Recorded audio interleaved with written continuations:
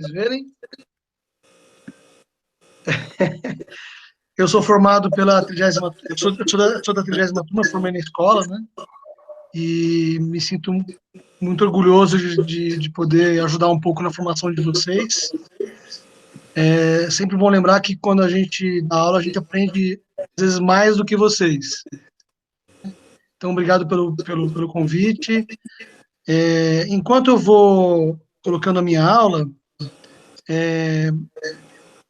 eu queria dizer, a minha aula tem 45 slides, e é uma aula que tem a ideia de introduzir um pouquinho o que é arritmia. Vocês vão ver que eu coloquei bastante eletrocardiograma, porque o eletro é a base do diagnóstico das arritmias cardíacas, né, o padrão ouro para o diagnóstico. Então, eu fiz questão de colocar. Vocês estão vendo a aula agora? Sim, perfeitamente. Ok. Bom, então, eu não tenho nenhum conflito de interesse. A gente começa uma aula de arritmia sempre falando um pouquinho do eletro, né? Esse slide eu já usei em outra aula que eu dei para a Liga, mas é sempre importante lembrar um pouco da história, né? O Eindhoven é um holandês que é considerado o pai da cardiologia, né? Na verdade, ele criou o eletrocardiograma como a gente conhece hoje, né? Obviamente que isso foi um conhecimento que foi sendo construído por outros pesquisadores, mas foi o Eindhoven que desenvolveu o eletro e foi capaz de utilizar o eletro como ferramenta diagnóstica e fazer correlação clínica entre a clínica e o traçado de eletrocardiograma. Foi ele que denominou as letras que a gente utiliza hoje para definir a atividade elétrica dos átrios e dos ventrículos, né, como P, QRS e onda T. Lembrando que a onda P se refere à atividade elétrica dos átrios, o complexo QRS se refere à atividade elétrica dos ventrículos, e a onda T se refere ao processo de repolarização dos ventrículos. A gente não vê uma onda T atrial porque ela é encoberta pela atividade elétrica dos ventrículos, né, tanto no período de despolarização quanto no período de repolarização. E de maneira que o Eindhoven ele criou, então, o eletro mais ou menos como a gente conhece hoje, né? Na época era um equipamento bastante sofisticado, mas rudimentar em relação ao que a gente tem hoje. O indivíduo colocava os dois braços e uma das pernas em cubas com solução salina. A partir daí era registrada a atividade elétrica atrial. Essa atividade ela ia por cabo telefônico para uma outra sala onde o traçado era gravado em papel fotográfico, né? Então, alguns consideram também que o Eindhoven, além de ter criado o eletrocardiograma, ele foi o primeiro a criar a telemedicina, né? Então, um pouquinho de história, por causa disso ele foi recebeu o Prêmio Nobel de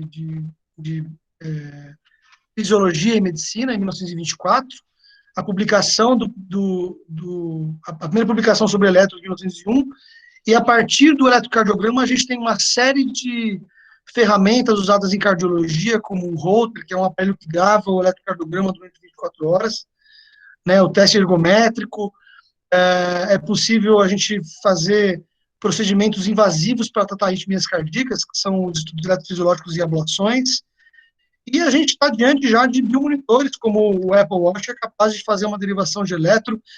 Essa é uma ferramenta que vocês certamente vão dar muito mais até do que eu, né? Foi feito um estudo que foi publicado no New England, que comprovou que essa ferramenta, né, imagina um relógio capaz de detectar a fibrilação atrial para uma arritmia grave, potencial de grave no sentido de aumentar o risco de AVC, né? Então, a gente cada vez mais vai se deparar com sistemas de monitoração muito corriqueiros, né? Bom, então, o que é uma arritmia cardíaca? A arritmia é uma alteração elétrica do coração, né? O coração ele deve funcionar como se fosse um reloginho, de maneira bem rítmica e regular, e quando você tem uma arritmia, você tem uma alteração elétrica que gera irregularidade no ritmo e na frequência cardíaca, deixando o coração mais rápido ou mais lento, né? Essas alterações elétricas, elas podem ser decorrentes tanto de alteração na formação do impulso ou na condução do impulso ou de ambos. Então, lembrando um pouquinho aqui da fisiologia, né? Aqui é um corte do coração em que a gente tem o sistema de condução aparente, né? O impulso nasce no nosso sinusal, se propaga através dos átrios, existe o retardo fisiológico no nó AV e a propagação pelo feixe de His e fibras de Purkinje até as porções mais distais, né? Então, qualquer alteração dessa condução, da maneira como se conduz normalmente o impulso, pode gerar uma arritmia cardíaca. A gente basicamente divide as arritmias em supraventriculares e ventriculares, né? Ou seja, aquelas de QS estreito, né? O QRS é esse complexo aqui no eletrocardiograma, ele não pode ter mais do que 3 quadradinhos, o que equivale a 120 milissegundos. Quando uma arritmia, então, ela tem até, né, o QRS tem até 3 quadradinhos, ela é chamada de supraventricular. Com algumas exceções, as arritmias são ventriculares quando elas têm um QRS alargado, né, acima de 120 milissegundos, 3 quadradinhos. Essa diferenciação é importante porque numa situação de emergência, de pronto-socorro, quando você se depara com um paciente com um ritmo rápido, como esse aqui à direita, né, um ritmo em que o QRS é largo, isso já vem à cabeça a possibilidade de arritmias graves, arritmias ventriculares, e que tem risco de morte súbita, e, portanto, o paciente deve ter uma reversão o mais rápido possível, né? Então, quando a gente classifica dessa maneira, entre supra ou ventriculares, isso dá uma conotação quase automática de uma arritmia potencialmente grave. De uma maneira parecida, a gente também pode dividir de acordo com a frequência cardíaca entre bradiarritmias e taquiarritmias. Nessa aula de hoje eu fiz isso, eu separei, eu vou primeiro falar das taquiarritmias, que são aquelas situações que o coração fica anormalmente rápido, e depois eu vou falar das bradiarritmias em que o coração fica mais lento. Então, as taquiarritmias, elas são arritmias em que o coração fica mais acelerado. A gente tem que lembrar que a frequência cardíaca normal de um adulto varia de 50 a 100 batimentos, mas é óbvio que pode haver variações. Então, um indivíduo atleta, ele normalmente em repouso ele é mais vagotônico, então é normal a gente, quando está diante de um atleta, vai medir a pulsação, vai fazer uma ausculta cardíaca e percebe que o batimento é mais lento. Em crianças, a frequência cardíaca é mais elevada. Idosos têm frequência cardíaca mais baixa normalmente. E é importante, quando a gente vai examinar alguém que a gente suspeita que seja com arritmia, que a gente veja se aquela situação clínica, né, se aquela frequência cardíaca está de acordo com a situação clínica, né? Então, lembrar que ansiedade, febre, sepse podem elevar a frequência de maneira fisiológica, né? E não necessariamente isso é uma taquiarritmia. Mas, de maneira geral, as taquiarritmias são ritmos em que a frequência cardíaca é acima de 100 batimentos. E o ritmo não é sinusal. Bom, existe uma classificação, uma subclassificação das taquiarritmias, né? Então, a gente divide, como eu já disse, entre aquelas de QS estreito ou QS largo, né? Eu vou falar especialmente dessas que estão em vermelho, que são as principais, aquelas em que o eletrocardiograma é muito fácil da gente perceber a diferença, tá? Então, a primeira arritmia que eu queria comentar rapidamente são as extrasístoles, né? As extrasístoles, elas são arritmias em que um único batimento, uma única região do coração produz um impulso de maneira anormal, né? Fora do ritmo cardíaco, e elas podem ser supraventriculares, quando esse foco ocorre ao nível dos átrios, ou ventriculares, quando esse foco ocorre ao nível dos ventrículos. Então, no traçado de cima, a gente tem aqui um traçado de Holter, né? Então, são 3 derivações, 3 canais de eletro. A gente tem aqui P, QRS, onda T. A gente pode ver até uma onda U aqui, olha, bonitinha, né? Nem sempre a gente vê onda U. A onda U tem um significado, em geral, benigno e não patológico, né? Mas a gente pode ver aqui em verde que a gente tem um batimento que caiu antes da hora, né? O ritmo sinusal, ele tem uma frequência regular, e esse QRS deveria ter caído um pouquinho depois. Ele se adiantou um pouquinho, seguido de uma pausa compensatória, para daí sim se reiniciar o ritmo sinusal. Então, quando a gente tem esse fenômeno, um batimento que se adianta em relação ao anterior, seguido de pausa compensatória, a gente tem uma extrasístole. E ele é supraventricular porque o QRS é estreito.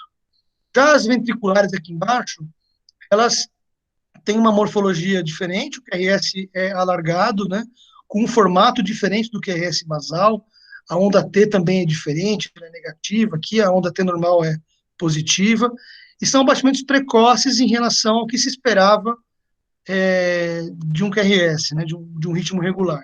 Tá? Então, extracístoles ventriculares com pausa compensatória. Né? Aqui só um zoom, a gente consegue ver aqui na supraventricular uma onda P achatada aqui, né, nas outras derivações a gente mal consegue ver a onda P, e ela se diferencia do ritmo sinusal, né, da onda P sinusal, indicando que o local onde ela se iniciou é diferente, ela se inicia num local diferente do local onde se inicia o ritmo sinusal, né. E no traçado, um traçado bonitinho, né, a gente pode ver aqui uma extrasístole, né, um batimento que se adianta em relação ao normal, né. As taquicardias sinusais, em geral, elas não estão no capítulo de taquiarritmias do livro, mas é importante reconhecer uma taquicardia sinusal quando a gente faz um eletro, lembrando que uma taquicardia sinusal, ela, em geral, ela acontece numa situação clínica que justifica a ocorrência dela, né? Como eu falei, quando o paciente está sob efeito de catecolamina, né, então esforço, estresse, uso de drogas vasoativas, né, hipertiroidismo, né, e em geral ela não é uma arritmia, embora existam arritmias que nascem no nó sinusal, mas isso é um capítulo à parte, né. Mas o que chama atenção é que numa taquicardia sinusal, a onda P, ela é uma onda P que se espera, né, que tem um aspecto de uma onda P sinusal mesmo, ela é positiva em D1, positiva em D2, D3 AVF, né, então é uma onda P que parece surgir realmente no nó sinusal, tá? As taquicardias supraventriculares, elas têm vários mecanismos diferentes. Então, esse artigo é um artigo do New England, já um pouco antigo, 2006, mas ele é bem interessante e esse conceito não mudou de lá para cá. Para quem tiver interesse, é um artigo que revisa um pouco dos mecanismos eletrofisiológicos, é um artigo de revisão bastante básico, dá para acompanhar. Mas a gente tem, então, o flutter atrial, que é uma reentrada no átrio direito, né, um circuito que fica rodando ao redor do átrio direito. A gente tem as taquicardias que usam o nó AV ou via acessória, que eu vou chamar todas as taquicardias supraventriculares, e as taquicardias atriais e fibrilação atrial, que dão um padrão de eletro bem característico. Mas o que chama a atenção, na verdade, é que algumas arritmias têm uma característica de eletro bem peculiar e não dá para vocês errarem, né? Então, alguns alunos estão no segundo, terceiro ano, estão tendo contato agora com o eletro, mas vocês vão ver que, no caso da fibrilação atrial, por exemplo, é muito fácil de identificar, né? A fibrilação atrial, na verdade, é um ritmo em que a atividade dos átomos não é organizada. Então, a gente não espera ver uma onda P, onde a gente veria, né, no eletrocardiograma. Além disso, a, a, a fibrilação atrial é um ritmo que é irregular, né? Eu falei que o batimento cardíaco ele funciona como se fosse um reloginho, mas numa fibrilação atrial a gente pode observar que o batimento ele é irregular. Quando a gente mede o intervalo entre cada QRS, ele nunca é o mesmo. Então, isso por si só já me faria suspeitar de fibrilação atrial.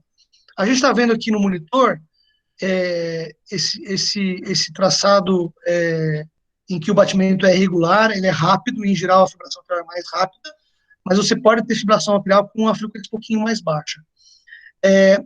Esses quadrinhos foram ideia da minha esposa, né? Esposa enfermeira, e ela deu a ideia de fazer isso para tornar a análise um pouco mais sistemática, né? Mas, então, O que deve chamar atenção em relação à fibrilação atrial, de fato, é a irregularidade da frequência cardíaca, né, dos QRS, e a presença dessa onda F, que nada mais é do que uma onda de fibrilação, uma onda em que a atividade elétrica não é organizada, você não tem uma atividade repetitiva, né, a cada batimento, em derivações diferentes, tá? Aqui um outro traçado que a gente vê, olha, não tem uma atividade até organizada. Puxa, alguém pode perguntar, isso não poderia ser uma interferência, né? Às vezes os eletrodos não estão bem posicionados, será que isso é uma interferência? Mas quando a gente tem uma linha como essa, sem uma onda P visível, sem uma atividade atrial organizada, em que o intervalo, intervalo cada QRS, entre cada QRS é irregular, isso deve chamar atenção para o diagnóstico de fibrilação atrial. A fibrilação atrial é importante porque existe uma associação dessa arritmia com a chance do paciente ter acidente vascular cerebral tromboembólico, né? Além de outros tromboembolismos. Por quê? Quando o paciente está em fibrilação atrial, ele perde a capacidade contrátil do átrio, atividade mecânica do átrio comprometida. Isso aumenta a estase, entre outros motivos, e aumenta as chances de formação de coágulos, né? Vocês vão ouvir muito isso daqui para frente, mas é possível a gente estimar o risco do paciente ter AVC, de ter coágulos, né? A partir de alguns scores de risco, que, né, o mais usado chama-se CHA-DSVASc, né, é um acrônimo em que cada letrinha corresponde a um critério, para cada critério você vai somando pontos, e a partir de um determinado número de pontos você tem indicação de usar um remédio anticoagulante para evitar que haja a formação desses trombos e, com isso, evitar o risco de AVC. Esse é um outro traçado de fibrilação atrial. Eu coloquei setinhas aqui embaixo, na derivação D2 longa do elétron, né? Os elétrons, em geral, eles têm, além das 12 derivações, eles têm uma derivação longa que permite uma avaliação melhor do ritmo. Eu coloquei flechinhas, mas o ícone do Google Meet aqui, ele ficou na frente. Mas a ideia era só demonstrar que aqui a gente vê um ritmo que não é tão rápido como nos exemplos anteriores, mas o intervalo entre cada QRS é irregular, a gente não vê onda P, a gente vê uma onda F aqui bem fininha, né? Mas, diante desses critérios, eu não tenho onda P, eu tenho uma linha de base irregular, e o intervalo entre cada QRS não é sempre o mesmo, isso é uma fibrilação atrial, tá? Aqui, novamente, né, a gente vê, olha, um intervalo RR irregular, e a ausência de onda P com essa onda F, também pouco pronunciada, é uma fibrilação atrial, tá bom? Aqui um zoom, a gente pode ver que a gente não tem onda P. Talvez alguém fale assim, puxa, mas eu não vejo uma onda P aqui, olha. Ok, parece, mas a gente deveria ter isso como um fenômeno repetitivo ao longo de todo o elétron. A gente não vê isso nesse traçado, além do intervalo RR irregular. Isso é uma fibrilação atrial. Eu tenho certeza que vocês nunca mais vão olhar um elétron e se confundir com fibrilação atrial. Bom, a outra arritmia, também muito comum e que tem um traçado de elétron bastante peculiar, é o flutter atrial. O flutter, ele é uma arritmia em que a atividade, existe um circuito de reentrada no átrio direito, ou seja, ao invés do impulso se iniciar no nó sinusal, se propagar para os átrios e chegar nos ventrículos, o impulso não nasce no nó sinusal e ele fica circulando ao redor do átrio direito como se fosse um circuito sem fim, né? A gente, às vezes, chama de a cobra tentando morder o próprio rabo, né? Isso dá um aspecto no eletro bastante peculiar. A gente vê essas ondas atriais que são chamadas de onda F em maiúsculo, tá? Para diferenciar da onda F da fibrilação atrial. Essas ondas, a gente pode observar aqui nesse traçado que elas, aonde começa uma e aonde termina uma e começa a outra, não dá para a gente definir, né? A gente pode ver aqui com mais detalhe, olha, essa onda, ela é como se não tivesse fim, né? De fato, o circuito é um circuito sem fim, né? Você praticamente não tem um momento em que você tem uma repolarização dos átomos e uma linha isoelétrica, né? Então, essa onda que lembra um dente de serrote, né? Um serrilhado, né? Ela é a onda do flutter e é uma característica muito importante para a gente fazer o diagnóstico. No flutter, o ritmo pode estar regular ou não. Né? Da mesma maneira que a fibração atrial pode ter um ritmo irregular, o flutter também pode ter um ritmo irregular. A única diferença é que, às vezes, a gente pode observar que essa irregularidade ela é sempre a mesma, né? Ou seja, às vezes você tem 3 ondas atriais para um QRS, às vezes você pode ter 2 ondas atriais para um QRS, mas isso às vezes se repete no eletro, e o intervalo entre cada QRS, às vezes ele é parecido, ok? Mas o que chama atenção é que ela é uma arritmia é, que tem esse padrão em dente de serrote. O Flutter também tem uma associação com AVC e tromboembolismo.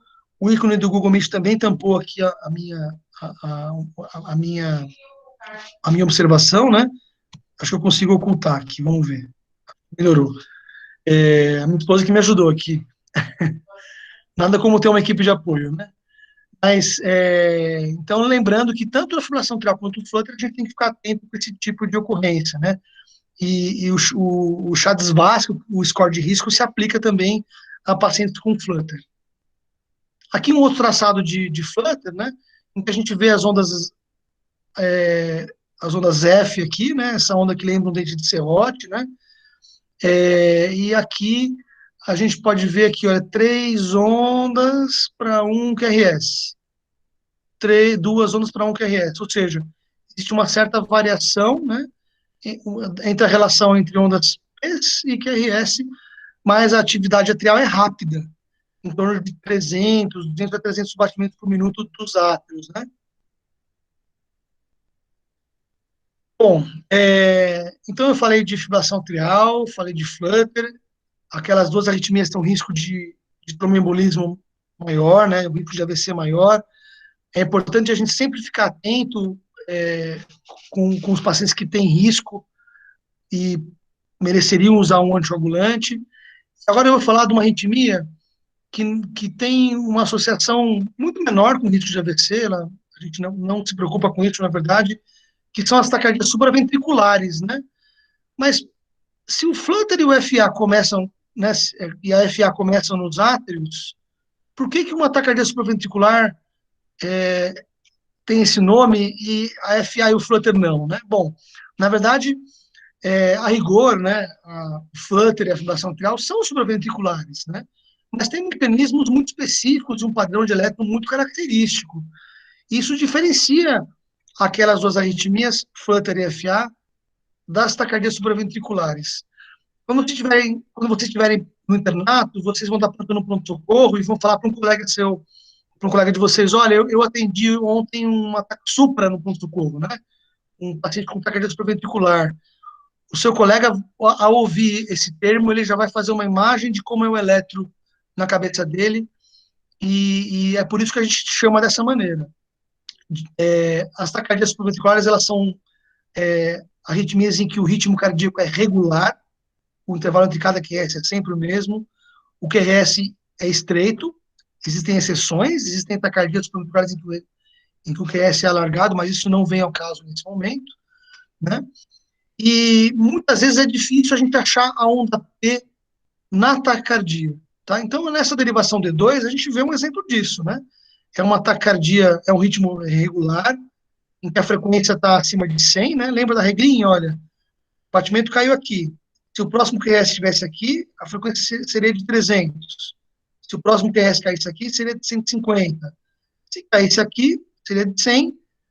Como caiu um pouquinho antes do 100, é uma frequência em torno de 120, mais ou menos. Tá ok?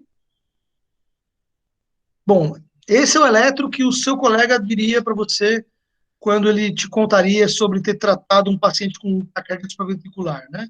Então, é um ritmo regular, de QRS estreito, em que a gente tem dificuldade de achar onda P aí no meio. Eu não vou entrar no mérito nesse momento, né? Existem mecanismos diferentes no coração que levam o paciente a ter uma taquicardia supraventricular, mas acho que não vem o caso nesse momento. Mas o que deve chamar atenção, primeiro, isso não é uma fibrilação atrial, né? O ritmo aqui é um ritmo regular, ok? Não parece ser um flutter, porque eu não vejo aquela onda que lembra um tecido de serrote. Não parece ser uma taquicardia ventricular, porque o QRS não é alargado, é um QRS estreito. Então, essa noção fotográfica do eletro imediata, ela deve ser praticada por vocês cada vez mais. As taquicardias ventriculares, elas têm um padrão bastante diferente das taquicardias supraventriculares, né? As taquicardias ventriculares, elas têm um QS alargado, né? Como eu já disse, em geral, acima de 3 quadradinhos, 4, 5, né? Mais do que 120 milissegundos. Elas, em geral, são ritmos regulares, mas podem ser ritmos irregulares.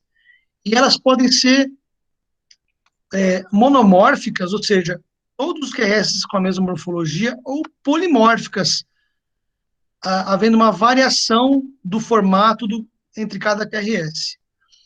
Nesse traçado aqui do lado, é um traçado de Holter, que flagrou aqui, olha, uma taquicardia que durou 5 batimentos, reverteu para ritmo sinusal, e aqui uma extrasístole com a mesma morfologia, o mesmo formato.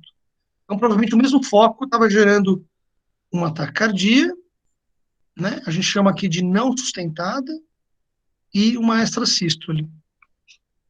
Aqui no traçado de monitor, só um exemplo de como a gente veria isso num ambiente de urgência e emergência, né? O paciente chegou lá com uma queixa de palpitações, você monitorizou e viu um ritmo desse, você logo vai pensar, puxa, essa taquicardia é de QS largo, eu preciso tratar logo isso, porque o paciente provavelmente não está se sentindo muito bem, ele está com uma frequência alta e é um ritmo mais grave. A importância das taquicardias ventriculares é que elas são mais frequentes em quem tem doença cardíaca estrutural, em quem já teve infarto, em quem tem doença de Chagas, nas miocardiopatias dilatadas, miocardiopatias hipertróficas. Então, as cardiopatias estruturais, elas aumentam a chance do paciente ter uma taquicardia ventricular. Essa arritmia está associada ao risco maior de morte súbita. Então, alguns pacientes que têm o diagnóstico de miocardiopatia dilatada têm risco de morte súbita e a gente deveria se preocupar com isso, tanto para tratar a taquicardia, a arritmia de base, quanto para oferecer um tratamento para prevenção das taquicardias ventriculares. Esse é um traçado também do paciente que tem doença de Chagas e que tem uma taquicardia ventricular.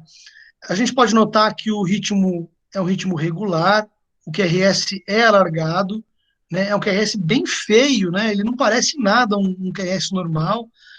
A gente não consegue ver uma onda P clara aqui. Existem critérios para diferenciar o, um eletrocardiograma uma taquicardia de QS largo, ela pode, em geral, é uma taquicardia ventricular, mas ela pode simular outros diagnósticos, então existem critérios para isso.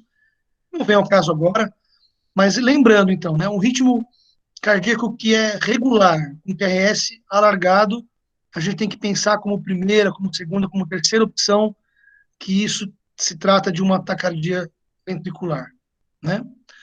Eu já comentei antes, mas as taquicardias ventriculares, elas se dividem entre sustentadas e não sustentadas de acordo com a duração.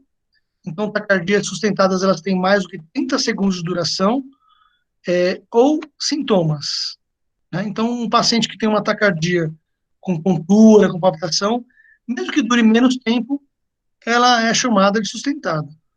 E as taquicardias não sustentadas são aquelas que duram mais do que 3 batimentos, né, como a gente pode ver aqui, e que tem menos do que 30 segundos de duração.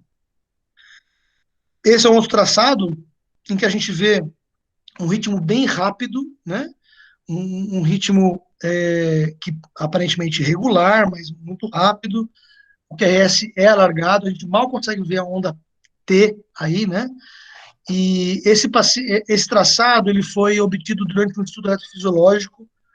O paciente ele foi encaminhado para a gente avaliar se ele precisava de um dispositivo para prevenção de morte súbita, né, um desfibrilador implantável, e a gente induziu essa arritmia bem rápida. E aqui, só como curiosidade, um artefato produzido durante o momento em que a gente fez uma cardioversão né, revertendo para o ritmo normal. A gente não vê a reversão aqui, porque houve uma saturação dos canais, um artefato aqui produzido pelo choque, né? Mas eu trouxe mais para mostrar para vocês que as taquicardias elas podem ser bem rápidas, e diante de um traçado assim, não dá tempo de você pensar em qual diagnóstico. Taquicardia de QS alargado, ritmo rápido, eu vou tratar logo o meu paciente. Uma outra entidade que é muito importante são as taquicardias ventriculares polimórficas, né? Ou seja, aquelas em que o QRS tem uma variação do formato, do desenho delas no eletro. A mais famosa, a mais importante, a mais comum é chamada de torsade de Pointes, né? Torção de pontas, e é uma taquicardia que está muito associada ao aumento do intervalo QT no eletro. Por que é importante isso?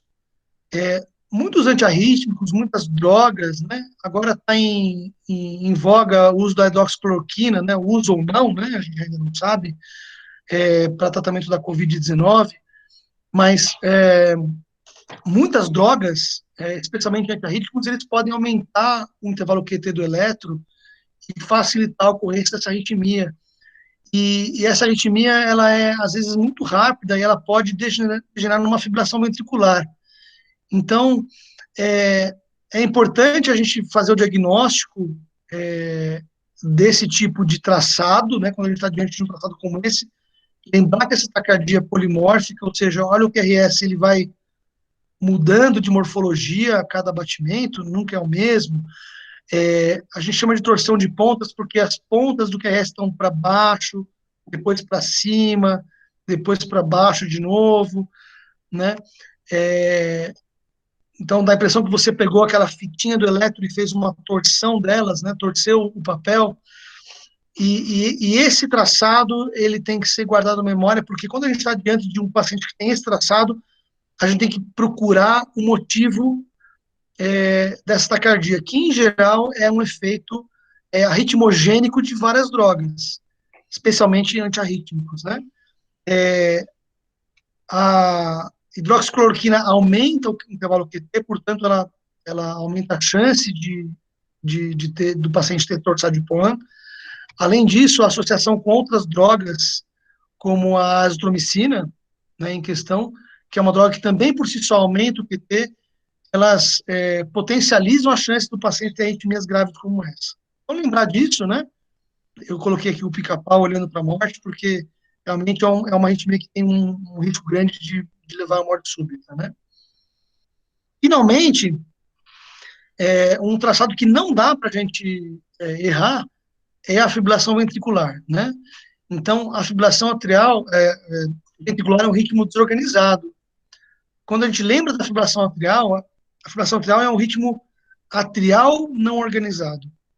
A ventricular é o ritmo do coração não organizado.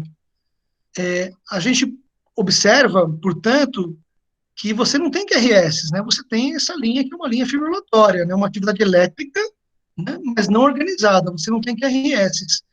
Da mesma maneira que a fibrilação atrial dá uma onda F, você tem uma onda fibrilatória ventricular aqui. A única diferença, na verdade, do ponto de vista do que está acontecendo no miocárdio ventricular em relação ao miocárdio atrial numa fibrilação atrial, é que a massa que está fibrilando, a massa de tecido muscular que está fibrilando é muito grande. Então, você, em geral, tem uma onda que é mais visível no eletrocardiograma. Aqui um outro traçado, né, esse é um traçado verdadeiro, enfim, né, é um traçado prestes ao paciente ser desfibrilado, em que a gente vê uma onda completamente anárquica, né, em que você não tem um QRS distinguível. No monitor a gente também vê uma onda anárquica, e é importante a gente lembrar que, diante de um traçado como esse, o paciente tem que ser desfibrilado imediatamente. Se você não tiver um desfibrilador naquele momento, iniciar compressões até que alguém traga um desfibrilador. Só lembra de ver se isso não é uma interferência do seu aparelho. Então, a primeira coisa que você tem que ver é olhar o paciente e ver se ele está consciente, né? Porque se ele estiver consciente, como a fibrilação ventricular é um ritmo que não gera pulsação, né? o paciente perde consciência após alguns segundos do seu início. E, por fim, esse traçado é um traçado interessante, é um traçado de um... Ele não está muito bonito aqui, mas é uma foto de uma tela de um teste de esforço, em que o paciente, assim que acabou o teste de esforço, ele fez uma arritmia polimórfica, aqui eu vejo QRS bem bonitinhos, né? Aparentemente aqui ele fez uma torsade, olha, a gente vê uma variação do QRS, e a partir daqui eu não consigo ver exatamente uma atividade organizada, eu diria que a partir daqui ele fez uma fibração ventricular e perdeu a consciência. Então todo esse artefato aqui é porque ele bluff, caiu no chão, tá? Então não dá para a gente ter dúvida do que a gente está vendo, isso não é um artefato, né? É uma arritmia grave, e felizmente o paciente foi desfibrilado. Bom, o Bob Esponja ele está tentando procurar no livro de eletro o que significa isso, mas como eu falei, não dá tempo da gente errar. Né? Um traçado como esse, em que você não vê QRS, você não vai procurar no livro, perguntar para o residente, para o docente, você vai logo aplicar um choque. Essa tirinha é uma tirinha do desfibrilador externo, e a gente pode observar aqui, olha, um relâmpagozinho, né? Um ícone que identifica que o paciente tomou um choque de 200 joules e reverteu a fibrilação ventricular. Em relação a arritmias, eu trouxe para vocês esses traçados, eu queria rapidamente falar um pouco... esse traçado é muito interessante aqui, desculpa, é o último traçado que eu vou mostrar, antes de eu falar um pouquinho sobre marca-passo e eletrofisiologia, né? Esse traçado, existe uma seção do New England, né, do New England Journal of Medicine, que mostra imagens em medicina, né? É uma seção só de imagens. E algumas vezes a imagem você não deveria ver, né? Essa é uma delas. Então, o paciente estava sendo submetido a um eletrocardiograma, teve uma fibrilação durante o eletro. Só que esse aparelho que faz esse tipo de eletro, ele grava o eletro, né, ele grava o traçado, ele demora 20 segundos para completar a gravação, né? Então, certamente o paciente ficou inconsciente nesse momento, isso não é um artefato do eletro, é uma fibrilação ventricular, a gente não vê QRS, né? E o técnico do eletro talvez tenha percebido ou não tenha percebido, enfim. Mas é um traçado curioso, né? E eu espero que o paciente tenha sido desfibrilado depois. Esse traçado foi seguido por um colega, eu não tenho conhecimento do que aconteceu com o paciente. Eu espero que ele tenha sobrevivido e sido desfibrilado rápido, né? Rapidamente.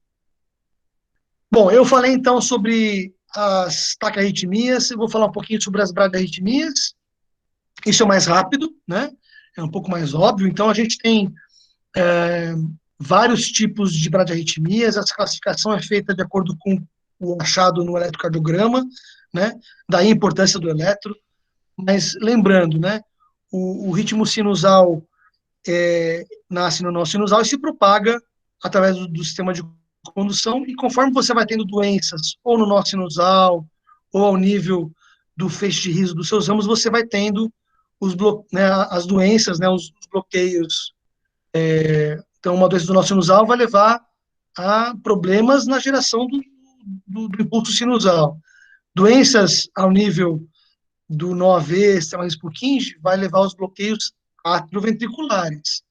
E doenças das fibras mais distais do sistema Purkinje vão levar aos bloqueios de ramo direito, ramo esquerdo fasciculares. Eu vou abordar algumas em que o eletro tem uma característica muito fácil de ser distinguida, né? Então, a primeira delas é a bradicardia sinusal e a pausa sinusal. Elas, em geral, acontecem em pacientes que têm a doença do nó sinusal, né? Então, o que a gente pode ver é um ritmo sinusal em que a atividade do nó sinusal é mais lentificada, em geral, abaixo de 50 batimentos por minuto. É óbvio que se o meu paciente estiver dormindo, se eu fizer um eletro, né, um Holter, por exemplo, eu posso pegar momentos em que o coração fica mais lento. Então, quando eu estou falando de bradicardia sinusal, eu estou pensando em situações em que o paciente deveria estar com a frequência cardíaca mais alta, tá? Mas um achado importante da doença do nó sinusal é a bradicardia sinusal. Uma outra situação são as pausas sinusais, né? Então, a gente tem aqui uma onda P e depois nada, né? Uma linha isoelétrica, não tem nenhuma atividade aqui. A onda P só vai acontecer nesse momento. Esse intervalo é chamado de pausa sinusal. Não houve nenhuma atividade elétrica atrial nesse momento, e isso é uma característica de doença do nó sinusal. A partir de alguns segundos, a pausa sinusal é considerada patológica e é preciso considerar que o paciente pode necessitar de um implante de marca-passo. Não existe uma regra, mas, em geral, acima de 5 a 6 segundos, a gente se preocupa com a duração da pausa sinusal, né? Esse traçado é o traçado de Holter, em que o paciente teve uma pausa sinusal nesse momento, seguido de 2 QRS e depois uma pausa maior. Isso tudo demorou por volta de 9 segundos. E a paciente teve um grande mal-estar, um quase desmaio, né? Então, as pausas elas podem levar a desmaio, né? Nesse caso, era uma senhora que tinha um diagnóstico de doença do nó sinusal e recebeu um implante de marca-passo. Os bloqueios atrioventriculares, eles se dividem em graus, né, primeiro, segundo e terceiro grau ou total, e essa classificação se refere à relação entre as ondas P's e o QRS. Então, de maneira bem rápida, a gente diz que o bloqueio é de primeiro grau quando existe um aumento da duração entre a onda P e o QRS, né, entre o intervalo PR. Em geral, esse aumento tem que ser acima do que 5 quadradinhos do eletro, tá? 200 milissegundos, 220 para alguns autores. Mas para cada onda P, você vai ter um QRS. Então, apesar de chamar bloqueio atrioventricular, não existe um bloqueio de fato, apenas um atraso na condução entre os átrios e ventrículos. O bloqueio de segundo grau, chamado Morbitz tipo 1, ou Ventqueba, ele é muito característico. Nesse bloqueio, existe um aumento progressivo entre o intervalo PR, entre a P e o QRS, existe um aumento a cada batimento, até que existe uma P que não gera QRS, né, uma P não conduzida. Esse fenômeno em que você vai tendo um aumento do intervalo PR é chamado de fenômeno de Ventqueba. É interessante, o Ventqueba era um contemporâneo ao Einthoven, que desenvolveu o eletrocardiógrafo, né? Mas o Ventqueba, ele descreveu esse bloqueio antes do eletro definir esse bloqueio. E ele detectou isso apenas pela onda de pulso, palpando a pulsação arterial e a pulsação venosa. Interessante, né? Você fazer o diagnóstico de uma doença elétrica, né? Apenas pela semiologia. Bom, o Ventqueba, ele pode acontecer em diversas situações, inclusive durante períodos de aumento do tônus vagal. Então, eu não me surpreenderia se qualquer um de nós tiver um Ventqueba dormindo durante o sono, né? Mas já o bloqueio do segundo grau Morbitz tipo 2, ele é sempre patológico, né? A gente em medicina aprende que nunca é nunca, né? Que a gente não deve dizer sempre ou nunca, mas no caso do Morbitz tipo 2, ele é sempre patológico, ele sempre indica um defeito do sistema de condução. Como que é a característica eletrocardiográfica? No caso do Morbitz 2, e ao contrário do Ventqueba, o PR é sempre o mesmo, né? O intervalo PR é sempre igual, mas você tem P's que de repente não conduzem. Então existe um bloqueio súbito da condução atrioventricular, tá? E a gente não observa o fenômeno de Ventqueba. Então, sempre ficar atento e tentar medir direitinho se a gente está diante de um Morbitz 1 ou Morbitz 2. A gente define um bloqueio de alto grau como a presença de duas ondas P's não conduzidas. Então, a gente vê aqui uma P que gera o QRS, a gente vê duas P's que não são seguidas por um QRS, e aqui, de novo, existe condução. Então, quando você tem duas ou mais P's sem QRS, a gente chama de bloqueio AV de alto grau ou bloqueio AV avançado. E o bloqueio AV total ou de terceiro grau é aquele que você não tem nenhuma condução entre átrios e ventrículos. Você tem realmente um bloqueio completo. No traçado de baixo, a gente pode ver ondas P's numa frequência e o ritmo dos ventrículos numa outra frequência. Não há nenhuma relação entre eles. A onda, né, a atividade atrial é mais rápida do que a ventricular e você não vê nenhuma possibilidade de qualquer dessas ondas P ter gerado aquele ventrículo. Bom, em relação a causas, né, rapidamente, a gente tem causas primárias idiopáticas, né, então existe até bloqueios, às vezes, em indivíduos jovens, né, isso é chamado de doença de Levy-Lenegre, mas, em geral, são causas secundárias, né, calcificação do sistema de condução, doença aterosclerótica, doenças inflamatórias, Chagas é uma causa comum, né, proarritmia, lembrar que alguns antiarrítmicos podem levar a bloqueios, tumores, doenças infiltrativas, enfim, né. Então, aqui alguns exemplos só para a gente praticar um pouquinho, né, esse traçado, a gente tem apenas um aumento do PR, uma P para cada QRS, uma P para cada QRS, e o PR aumentado, isso é um bloqueio de primeiro grau. A gente às vezes vê situações extremas em que a gente quase não vê a onda P porque ela está sendo modificada pela onda T do contexto QRS anterior, né? Mas olha, a gente vê aqui PQRS, um PR bem longo, e isso também é um bloqueio AV de primeiro grau. A gente tem uma P para cada QRS, tá? Aqui em cima, um bloqueio Mobitz 1, em que a gente vê claramente aquele fenômeno chamado fenômeno de Wenkman, um aumento progressivo do PR até que você tem uma onda P sem QRS.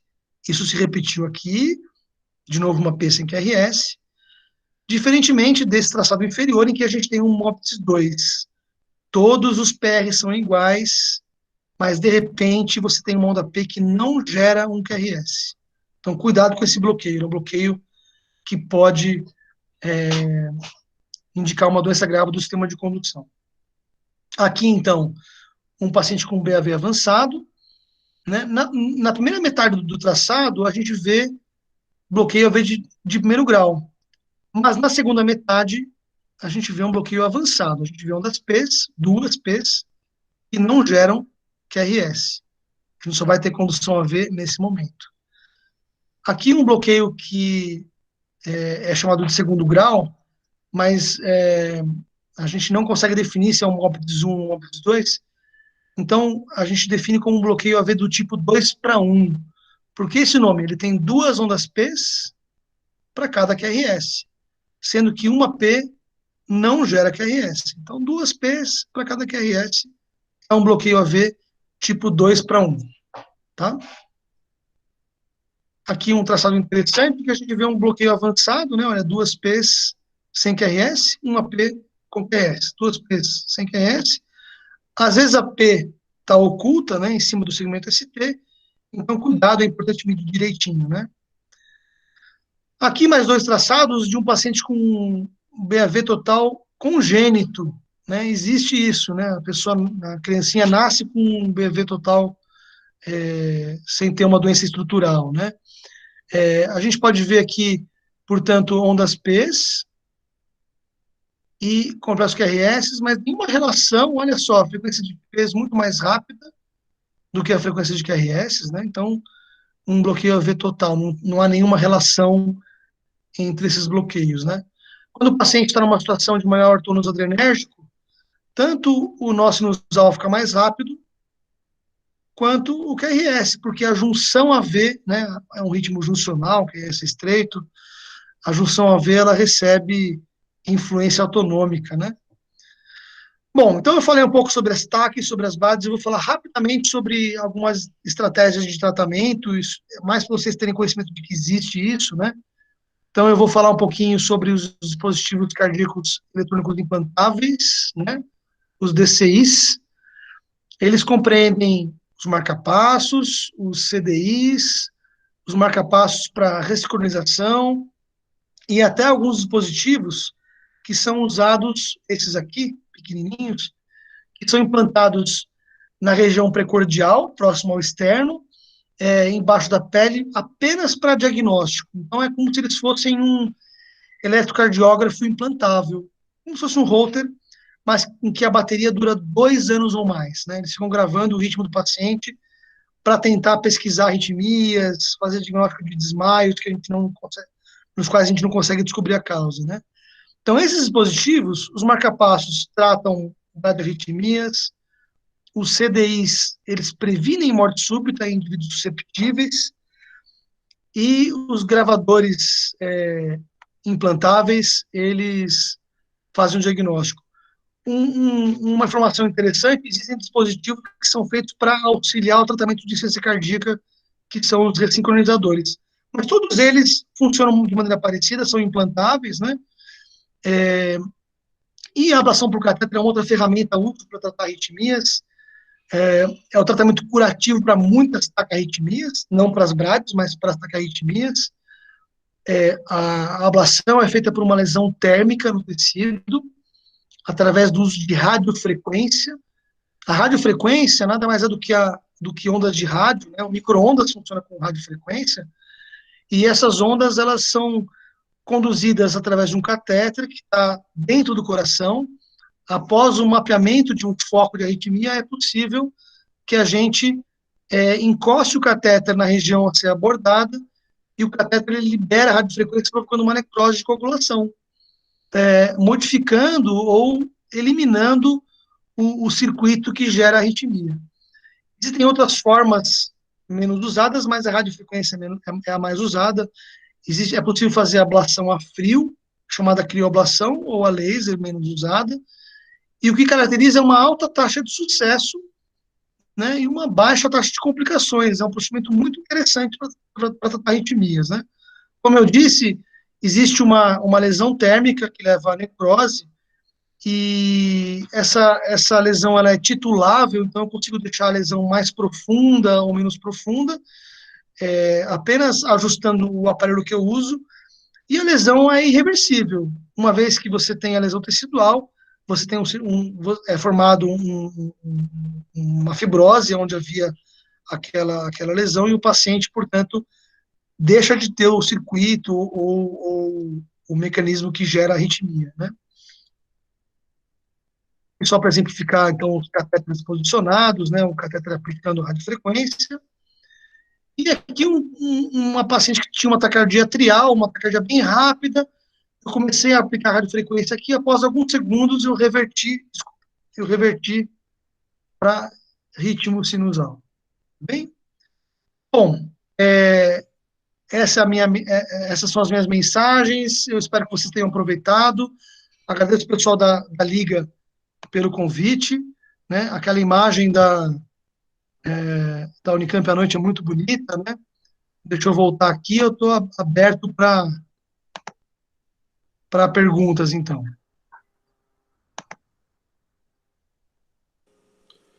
Pisa, muito obrigado pela aula, muito obrigado pelo tempo que você teve para presentear a gente aí com essas informações ricas sobre a arritmia. Eu vou abrir para todo mundo que quiser fazer alguma pergunta, aproveitar que o Pisa está com a gente. Tem alguém que quer fazer alguma pergunta? Pode abrir o microfone, pode abrir tem uma pergunta do Lucas aqui, Rodrigo.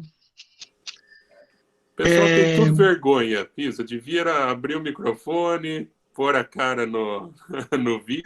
Eu sinto falta dessa interação, assim, eu acho muito legal e conhecer o pessoal, tudo.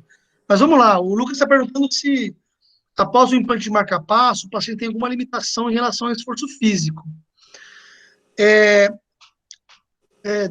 Logo depois que a gente faz o implante, você é o Lucas. Mas quem perguntou acho que foi outro Lucas. Mas enfim, Lucas, é o seguinte, depois que a gente faz o implante de marca-passo, o implante é feito de maneira muito simples, né? Na verdade, é feita uma incisão na pele próxima à clavícula, e são inseridos um ou mais eletrodos através da veia cefálica, que é uma veia que passa bem entre o deltoide e o peitoral maior. Então, é possível dissecar a veia cefálica, ou através de punção da veia subclávia, né, como se fosse uma punção para um acesso venoso central, para um intracate, enfim. Então, é um procedimento relativamente simples, né? Depois que os eletrodos são colocados, a gente fixa com pontinhos, tal, faz o curativo, e o paciente é orientado a ficar 10 a 15 dias mais calminho em casa. Então, nada de dirigir, nada de fazer esforço físico por esse período. Depois de uma avaliação no consultório, que em geral é feita após 2 semanas, é feita uma avaliação do aparelho, do marca-passo, para ver se está tudo bem, se está funcionando, e o paciente está apto a dirigir, a fazer exercício físico, desde que não haja impacto significativo, né, impacto físico sobre a região do marca-passo. Então, lutas marciais, esportes de contato, eles não são aconselháveis para o paciente. Mas ele pode fazer caminhada, correr, fazer musculação, pode praticar natação, não há nenhum prejuízo. Pelo contrário, né, exercício físico faz parte de uma boa saúde, né, e muitos pacientes que recebem um implante de um marca-passo ou de um CDI, eles precisam fazer exercício como tratamento, inclusive, né? Então, é possível fazer. Doutor Fernando? Pois não. Doutor Fernando, eu tenho uma dúvida conceitual a respeito do bloqueio atrioventricular total, né? Uhum. No caso do bloqueio atrioventricular total, o que eu entendo é que o estímulo do nódulo sinoatrial não vai chegar a conduzir para os ventrículos e por isso que vai ter o descompasso, né? Entre o ritmo atrial e o ritmo ventricular, correto? Uhum. Sim, perfeito. Aí, assim, o que eu tenho dúvida é que, assim, quando às vezes eu pego um eletrocardiograma vendo um bloqueio atrioventricular total, a morfologia do QRS pode ser tanto estreito quanto alargado. Mas na minha cabeça, eu imaginaria que o QRS seria alargado, pensando que o estímulo viria dos ventrículos. Eu não sei se eu estou fazendo alguma confusão conceitual. Não, Lucas, você está perfeito. Você pode vir na aula no meu lugar aqui. mas pode continuar. Não, então, eu entendi o que você quer perguntar, mas... Então, porque na verdade, assim, aqui, por exemplo, às vezes o bloqueio atrioventricular 3:1, 2:1, às vezes eu batendo o olho rapidão no pronto-socorro, às vezes eu acho que ele é um BAVT. Depois, quando eu vou examinar ele com mais calma, olhar, eu vejo que não era, né? E daí, antes eu achava que seria uma questão assim do tipo, ver o QRS largo iria indicar para mim que é um BAVT e um QRS estreito não. Só que depois eu percebi que não é bem assim. Aí... Eu não sei se eu estou fazendo muitas confusões teóricas no fim, assim. Não, você está perfeito. Lucas, então vamos lá. Num bloqueio AV total, o QRS ele pode ser estreito ou largo. Eu entrei na faculdade, né, entrei na medicina em 92, faz um tempinho já. Mas o meu Guyton, ele tinha uma tabelinha né, o livro de fisiologia, né, tinha uma tabelinha de frequências cardíacas de acordo com o local de origem do impulso, né? Então, assim, a evolução, ela fez a gente com um sistema de backup cardíaco. Se o nosso sinusal falha, é possível que uma região no átrio assuma o comando. Se essa região não assume, é possível que a junção atrioventricular, né, aquela região próxima do nó AV, ela assuma. A junção, ela tem atividade de automatismo, né? Se nenhuma dessas funciona, alguma região do ventrículo vai ter automatismo.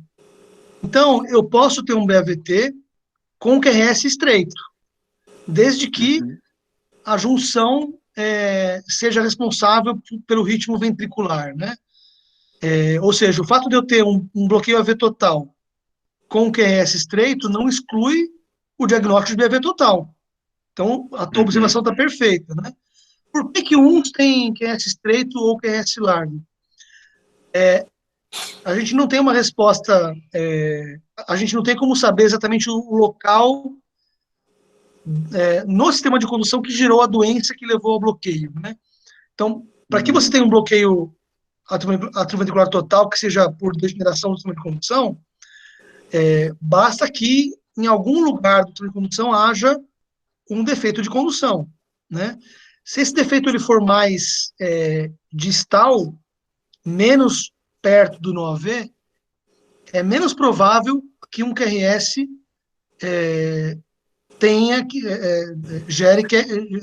que um foco gere QS, né, um ritmo de escape com QS estreitos, tá? Então, é estreito largo apenas de acordo com o local onde se iniciou o estímulo. Mas o critério é o mesmo, você não vai ver associação entre átrios e ventrículos, você vai ver mais átrios e menos ventrículos. Em geral, o ventrículo bem devagarzinho. Entendi, doutor. Obrigado, viu?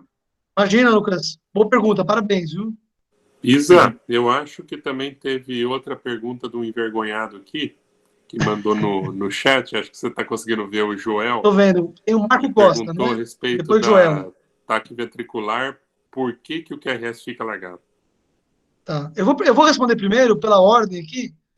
Tem uma pergunta de Marco Costa. Ah, verdade. Ele pergunta, extracístoles ventriculares monomórficas detectadas no Holter em pacientes sem cardiomiopatia nenhuma, saudável, porém com histórico de tratamento de ansiedade crônica, há risco de evoluir para TV ou FV? Bom, eu acho que isso mereceria até uma aula à parte, assim, porque é um estudo bastante interessante. Mas as extracístoles, elas são a arritmia mais comum, né? Existem alguns trabalhos, algumas coortes, que pegaram Holters de indivíduos saudáveis, 80% deles tinham pelo menos uma extracístole. Então é muito comum a gente achar, né? Qualquer um de nós que se fizer o Holter, a gente talvez achasse extracístoles. Mas as extracístoles, elas são graves em quem tem uma doença cardíaca subjacente. Tá? Então, esse é o primeiro ponto, né? Então, se a pessoa tem extracístoles e tem doença cardíaca estrutural, tem dilatação, já teve infarto, isso pode ser um critério de gravidade e mau prognóstico. Por outro lado, as extracístoles, quando muito frequentes, existem algumas evidências que indicam que ela é um fator de risco para aumento de mortalidade cardiovascular. Mas não que o tratamento delas seja necessário. Entendeu? É igual você ter alguém que tem uma história familiar de doença cardíaca grande, né? Você não tem como mudar a sua história. Se o meu pai infartou com 50 anos, esse é um antecedente que eu devo levar em conta, né? Então, quando a gente vê alguém que tem extracístoles com frequência e tem coração normal, o que eu deveria pensar? Bom, primeira coisa, eu vou intensificar medidas para deixar esse cara saudável, né? Então, se ele fuma, para de fumar, se ele está com sobrepeso, para de fazer, perde peso, tá bom? Esse é o segundo conceito. Terceiro conceito, né? Você comentou do Holter, né? O Holter, ele consegue quantificar muito bem extracístoles. Ele consegue dar um percentual de extracístoles em relação ao total de QRS. Também a gente pode um dia marcar uma aula de Holter para a gente ver como é que funciona, como é que interpreta, eu trago alguns Holters alterados, mas enfim. Quanto mais extracístoles no Holter, maior a chance do paciente desenvolver uma dilatação cardíaca. A gente chama isso de taquicardiomiopatia, que é uma doença miocárdica gerada pela frequência cardíaca elevada. Então, quando eu vejo um paciente, né, que tem lá no Holter 25, 30% de extracístoles ou mais, eu vou acompanhar mais de perto, primeiro para ver se ele tem doença cardíaca. Segundo, para incentivar que ele tenha um estilo de vida saudável, né, e tratar eventuais fatores pioradores. E terceiro, para ver se ele não vai desenvolver uma dilatação cardíaca. Então, o paciente que eu vou fazer provavelmente um exame de imagem cardíaca com mais frequência, tá? Mas eu não me preocuparia, de maneira geral, eu não me preocuparia em relação à atividade física ou ter uma vida normal, tá bom? Espero ter respondido a sua pergunta, Marco. Então, assim, não há risco de ter TV ou FV na maioria das vezes. Só queria deixar uma última mensagem em relação a isso. Existem algumas síndromes arritmogênicas muito raras, genéticas, né? Em que a pessoa tem uma história familiar de morte súbita exuberante e a extrasístole é o gatilho para que a arritmia ventricular aconteça. Mas isso é uma exceção, é um rodapé do livro, né? Então, só para não mentir para você, para dizer que não existe, existe, mas isso é uma exceção completa. tá bom? E lembrando que não é a extrasístole que leva a FV e TV, ela é simplesmente o gatilho, né? Isso, exatamente. Uma pessoa que tem uma condição, uma genética Exato. desfavorável, né, doenças genéticas aritmogênicas, né? Bom, o Joel perguntou por que o QS fica largo, né? Então, essa é uma pergunta também interessante, e esse conceito é muito importante. Talvez eu tenha passado um pouco rápido sobre isso. Mas, antes de responder diretamente, a gente tem que lembrar do porquê que o QS é estreito, né? Quando existe a ativação dos ventrículos, essa ativação é feita pelo sistema Reis-Purkinje, que é um sistema de condução, são células cardíacas que têm pouca função contrátil, mas elas são especializadas em condução. A condução por elas é muito rápida. E é um sistema que está intrinsecamente relacionado às demais células em todo o ventrículo, os dois ventrículos. Então, quando você tem uma taquicardia que desce pelo sistema de condução, o QS vai ser estreito, tal qual no ritmo sinusal, né? Os dois ventrículos estão conduzindo numa velocidade rápida, ao mesmo tempo, simultaneamente, de maneira que a ativação dos ventrículos seja rápida. Quando você tem um ritmo ventricular, em geral, uma taquicardia ventricular, ela começa fora do sistema de condução, em qualquer outro ponto do ventrículo. Então, a condução numa TV vai ser feita célula a célula, mas não através do sistema de condução. E essa condução, portanto, ela vai ser mais lenta do que a condução feita pelo sistema de condução, pelo sistema Reis-Purkinje. É por isso que o QS é alargado, tá bem? E é por isso que o padrão é completamente diferente de uma taquicardia supraventricular em relação a uma taquicardia ventricular. Tá bom? Deu para entender? Mais perguntas, pessoal? Vamos lá, deixa eu ver aqui. O Joel só falou perfeito, então tá entendido. Maravilha, gente. Tem mais alguém que tem mais alguma pergunta para o Pisa? Pisa, então eu vou te fazer uma pergunta bastante nada a ver. Vamos lá.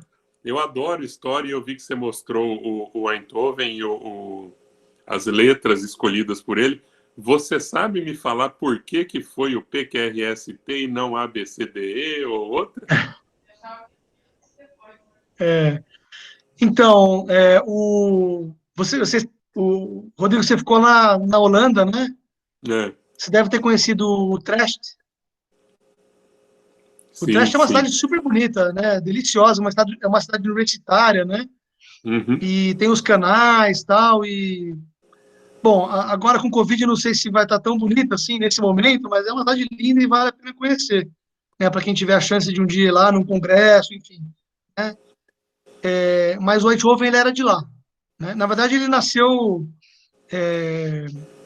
nas Índias Ocidentais, na época, era uma colônia da Holanda, né?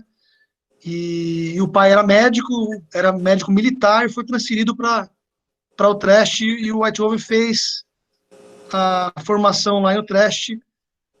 E, bom, quando ele começou a pesquisar eletrocardiografia, ele teve contato com um britânico, que era o James Wheeler.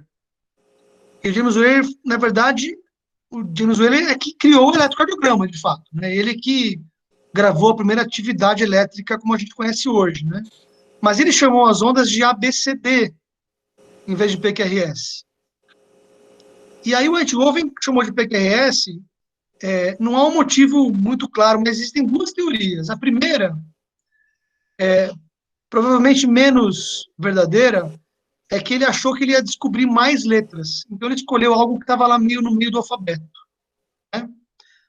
Mas a segunda é porque, como ele usou uma representação gráfica, né, o elétron ele é representado no sistema cartesiano, né? Então, na verdade, é um gráfico de tempo sobre voltagem sobre tempo, né? Então, você tem no plano horizontal tempo, no plano vertical voltagem, é um plano cartesiano. por causa disso, ele foi bastante purista em relação à questão da física toda, da matemática, né? E usou as letras que são usadas quando a gente usa o plano cartesiano, né? O ponto P, né? A onda, né? A linha P até a onda, até o ponto Q, né?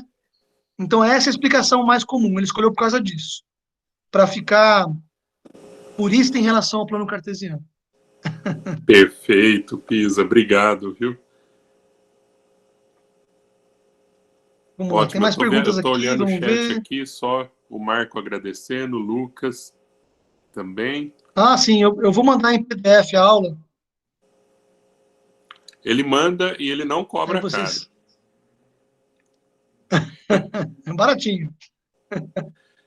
Gente, eu acho que se ninguém tem mais nenhuma pergunta, Pisa, do fundo do coração, eu queria te agradecer muito você disponibilizar o seu tempo, a gente sabe da sua ocupação, e presentear a gente com uma aula tão boa que você teve um quórum aí de mais de 50 pessoas só aqui no Google Meets, porque eu também tive olhando o Facebook durante a aula com transmissão simultânea e também tinha gente assistindo por lá. Infelizmente, por lá não tem como ter essa interação aqui. Muito boa a aula, eu acho que a gente aprendeu muito. Eu, principalmente, aprendi sobre a história do PQRST, achei bastante interessante. E eu não sabia realmente que ele era de Utrecht, mas bem legal. Eu acho que, Pisa, se você quiser falar mais alguma coisa, e com certeza você deixou aí uma promessa de que se os alunos quiserem, você voltava para falar um pouquinho de Holter ou aprofundar em algum assunto.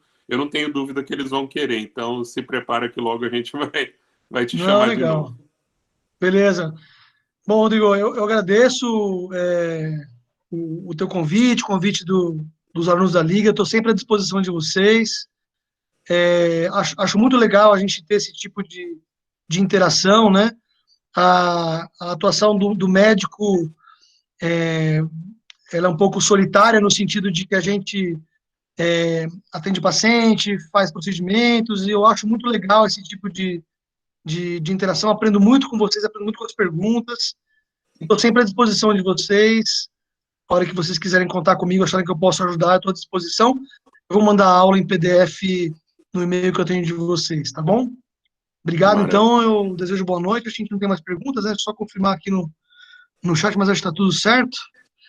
Não, acho que o chat está só cheio de agradecimento. Ok. Então, pessoal, boa noite para vocês. Fiquem com Deus, viu? Um Gente, abração. boa noite. Muito obrigado pela presença de todos. E o pessoal da Liga, através das redes sociais, do Facebook, do Instagram, vão deixar todos informados aí das próximas atividades. Pisa, mais uma vez, muito obrigado. Boa noite para todos.